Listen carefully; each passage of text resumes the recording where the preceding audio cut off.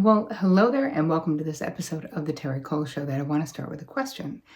Do you ever get surprised by your own feelings? That like you have a big reaction to something, but you kind of didn't see that reaction coming. It's almost like getting hit by a bus of your own feelings. So if you're nodding your head yes, in today's video, I'm going to be helping you break down emotional needs. Like, what are your emotional needs?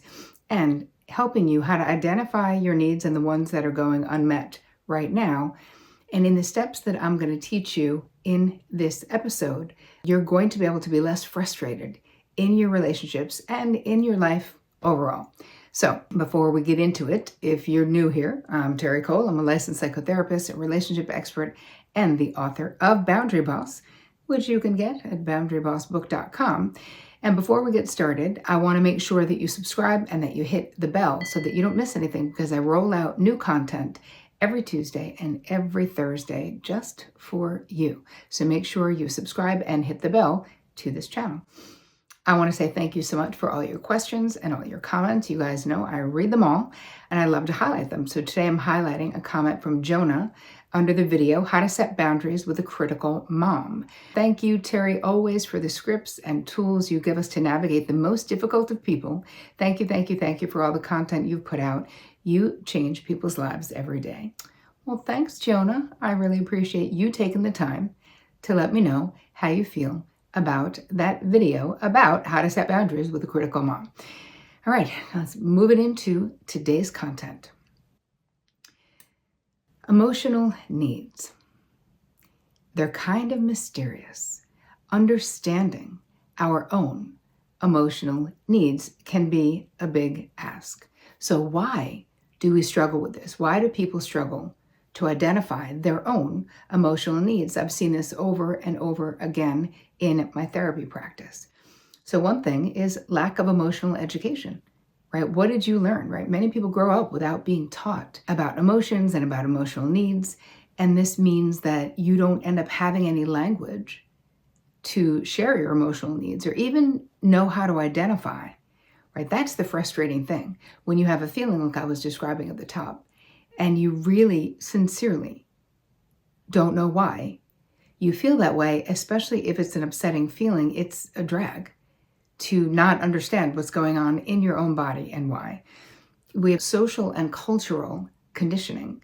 So the same way any downloaded blueprint that you have, whether it's boundaries or whether it's emotional needs, which we're going to get to later in the episode, this all has to do with societal norms, familial norms, expectations, right? In some cultures and in some countries, showing emotions or expressing emotional needs can be seen as a weakness, right? And this causes us to suppress feelings and needs, to not have needs. And it's not just culture, because it's also familial.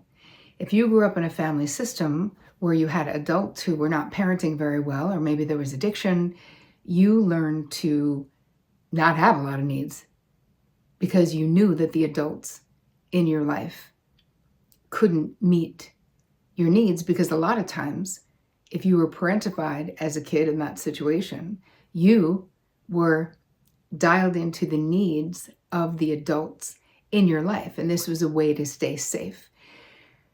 If that's the case, your needs can be buried so deep down. And in the guide with this episode, you just get it at terricole.com/guide.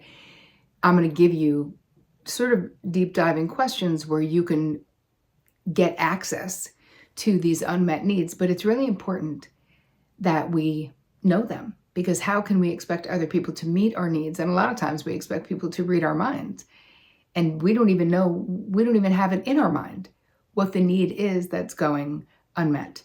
Another reason why we don't deal with our emotional needs, or whether we don't know them, a lot of times we're just in denial, or we're so incredibly uncomfortable with having emotions and needing stuff from other people that instead of confronting and dealing with, we just don't. We just shove it down. We numb, right? This is where like shadow addictions can come in, and numbing behaviors. For many people, it can make you feel way too vulnerable to deal with your real emotional needs.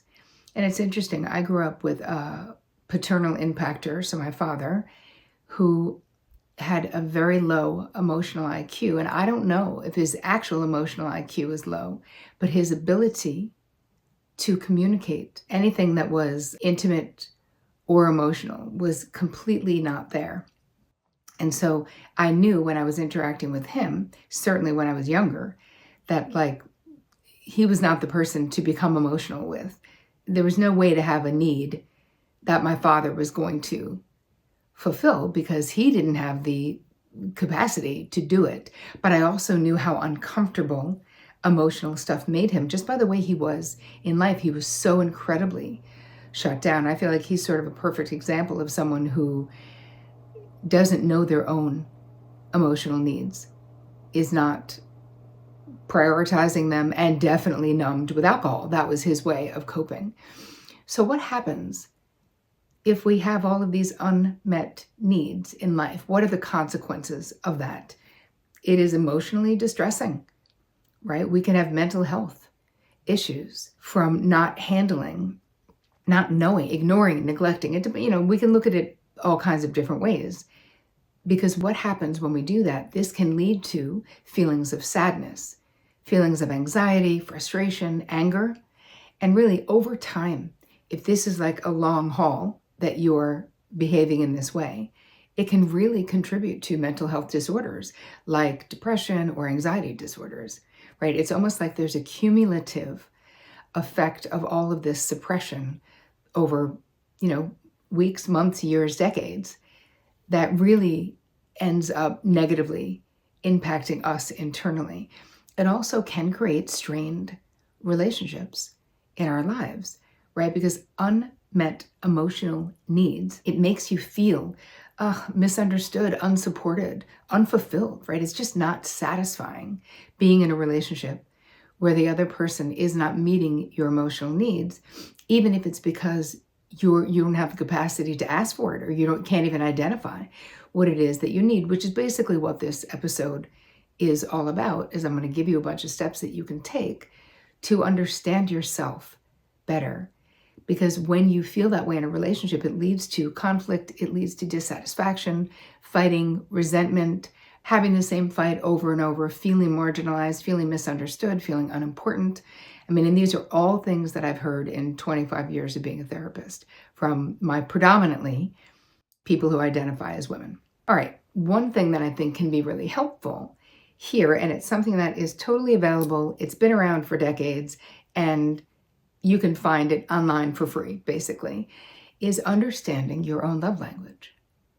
And this is something that I really feel it's really held up over the test of time.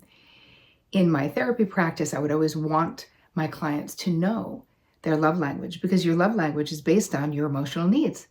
So understanding what is it that you need, right? So it could be anything from, gifts or quality time or physical touch or words of affirmation. There's 5 of them. I'll put the information where you can get it in the guide. But if your love language is words of affirmation, that means you need someone saying you look great, or I missed you, or I love you, or I appreciate you. Words of affirmation, right? Affirming us. I have to say, I got a lot of love language needs. Poor Vic, but it's true. But definitely physical touch, words of affirmation, and quality time. Those are my most important ones. And his is more definitely words of affirmation. I think physical touch as well. But his is more acts of service. And so I try to remember that. And he does so many acts of service for me in our relationship, like always thinking about me. And if I'm traveling, he'll go fill up the car the night before, or make sure the car's clean, or whatever it is that he does. And he does so very much that I would have to take this whole entire episode to talk about it, which I won't. But I try to remember that his is also acts of service. So if he asks me to do something, to pick up something for him, if I forget it, it really hurts his feelings. So I try not to. I know it's important to him, even though to me, it doesn't mean quote unquote anything, right? But I know it does to him, and how he feels matters to me. So therefore, this can be really helpful in sharing with your partner, both of you doing there's a love language quiz that you can take, because what we usually do is that we project onto the other person, right? We love others naturally the way that we want to be loved. And yet a lot of times that does not meet their emotional needs. And if someone is loving you the way they want to be loved, it is probably not meeting your emotional needs, because we're all so different. So it's remembering that we're not the same, and that try to keep in mind the way your person needs to be loved, wants to be loved, what their love language is. And you can, together decide that you're going to do that in the relationship and see what shifts. Because it's really kind of miraculous when you just change the lens with which you are looking at the other person.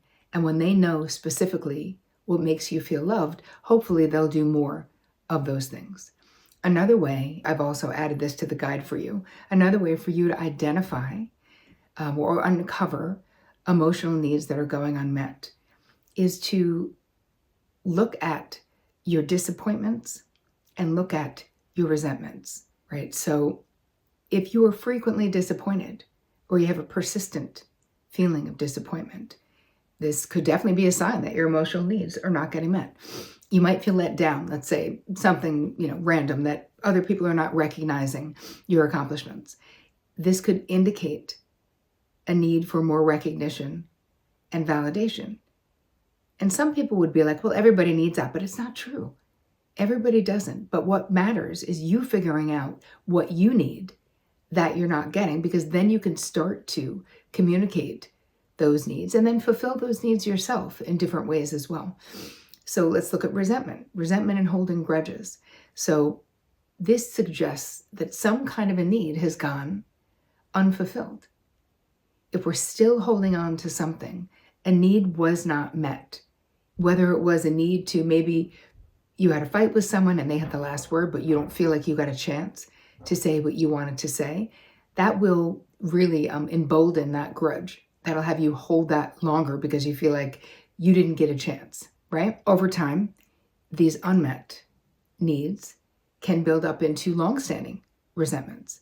And we know people like this, how they talk about their life.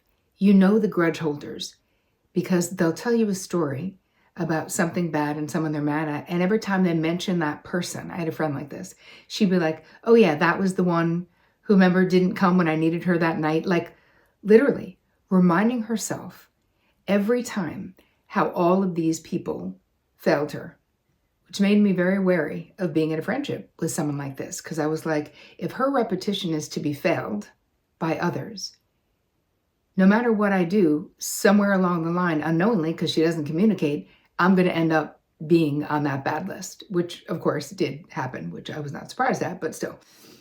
So we want to be able to step back and sort of trace the feelings, right? We're going to go back and follow the breadcrumbs sort of to the original injury and the underlying emotional need. So again, if we're feeling resentment, some of the questions you'll answer is, when did I start feeling this way about Betty? So we can go, oh, it really did happen over that experience that we had. And how did I handle that?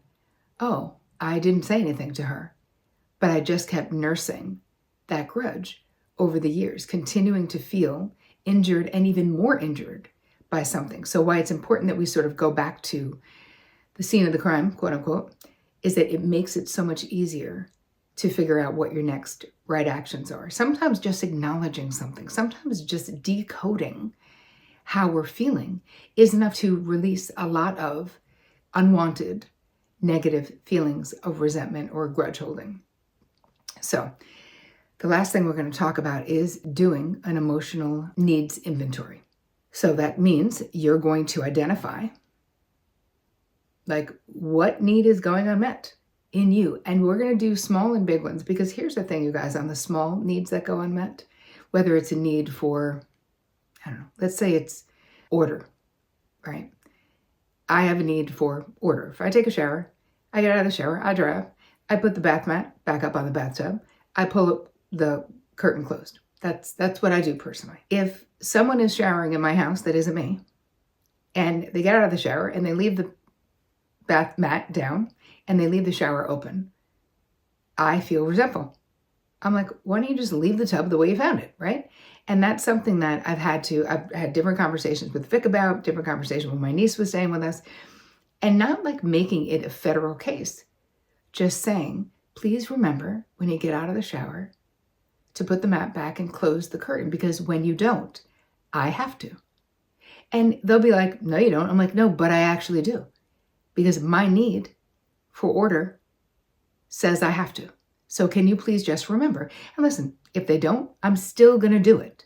But I'm going to feel a little edgy sense of resentment in having to do it. And that may sound so petty, but what I'm saying about resentment is that, listen, it's our day-to-day life is what makes up the most of our lives, right? It isn't all these peak amazing experiences, even though that's great to have. It is the day-to-day mundane shit that makes up the lives that we live most of the time. So if you have daily frustrations, they accumulate. And if you have like 10 of them a day that you felt that about, you would walk around being low-key aggravated all the time, which is not what we want, because there's a way to get the emotional needs met. So we're going to do an inventory of the big and small things that are bugging you so that you can handle what it is that you need to handle in your life. So I'm going to walk you through that in the guide, terricole.com/guide. And this will connect the dots between our frustrations, our resentments, and emotional needs that are not being met. So this will help you pinpoint where you're at in the process of this. So I want to hear from you if this resonated with you, because actually I did this episode because someone asked me to. They said they were very confused. They feel resentment a lot. They're very confused about what their actual emotional needs are, but they have a sense that they're not getting fulfilled, basically, is what she was saying. So I told her I would do an episode on it and walk you guys through a process of becoming more intimate with how to understand, how to find, how to discover your emotional needs, and then what to do when you discover the unmet ones that are happening in your life right now, which is what I hope I did in this episode. So if this resonated with you, let me know. You know where I hang out. Listen to it and take a picture of whatever you're doing. Tag me on Instagram and let me know what your thoughts are on this, because I am always interested. I hope you guys have an amazing week. And as always, take care of you.